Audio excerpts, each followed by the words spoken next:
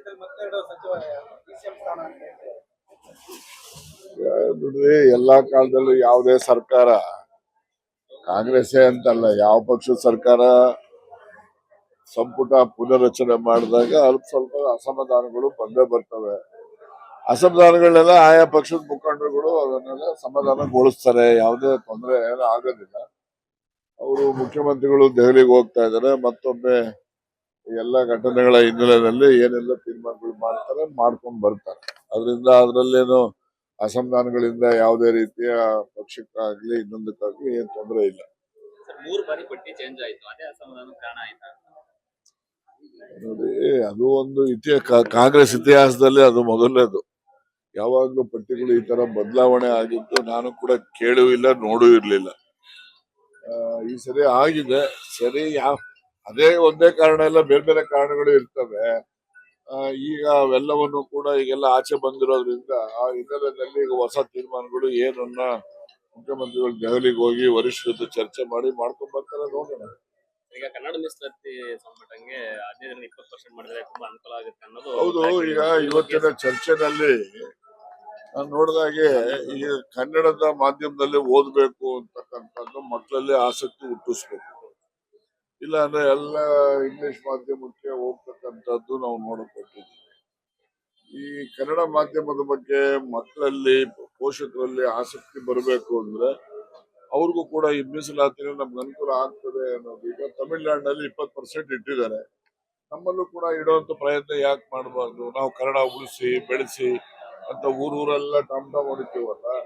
ನಾವು ಕನ್ನಡ ಓದಂತವ್ರಿಗೆ ಏನ್ ಇನ್ಸೆಂಟಿವ್ ಏನಿದೆ?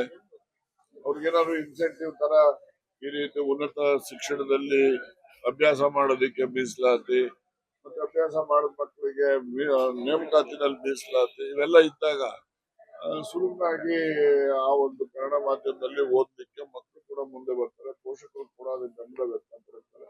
ಅದನ್ನ ಕನ್ನಡವನ್ನ ಬೆಳೆಸ್ತಕ್ಕಂಥದ್ದಕ್ಕೆ ಅದು ಒಂದು ಪೂರಕವಾದಂತ ಸಾಧನ. ಬೆಂಗಳೂರು ಸಭೆ ಚರ್ಚೆ ಮಾಡಿಸ್ತೀನಿ, ಎಲ್ಲರೂ ಬನ್ನಿ ಅಂತ ಮಂತ್ರಿಗಳು ಯಾರು ಹೇಳ್ತಿದ್ದೀರಿ.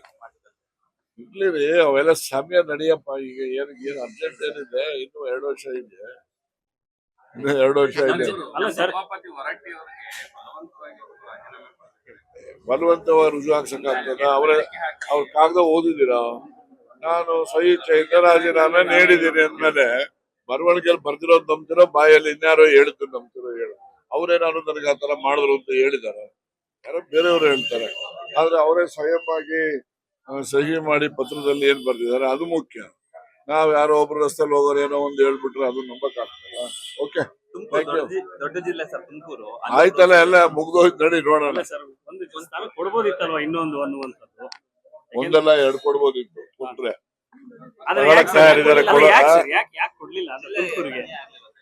ನೋಡಪ್ಪ.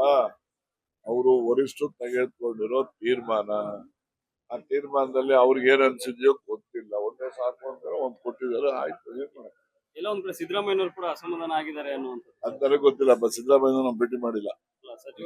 ಈಗ 3-4 ದಿವಸದಿಂದ ಭೇಟಿ ಮಾಡಿಲ್ಲ.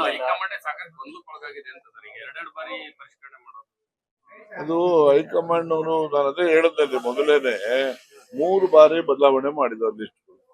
ಇದು ಏನ್ ತೋರಿಸುತ್ತೆ ಅಂದ್ರೆ ಹೈಕಮಾಂಡ್ ನಲ್ಲಿ ಗೊಂದಲ ಇದೆ ಅಂತೇಳಿ ಎಲ್ಲರೂ ಕೂಡ ಮಾತಾಡ್ತಾರೆ. ನಾನ್ ಮಾತಾಡ್ತಾ ಇಲ್ಲ.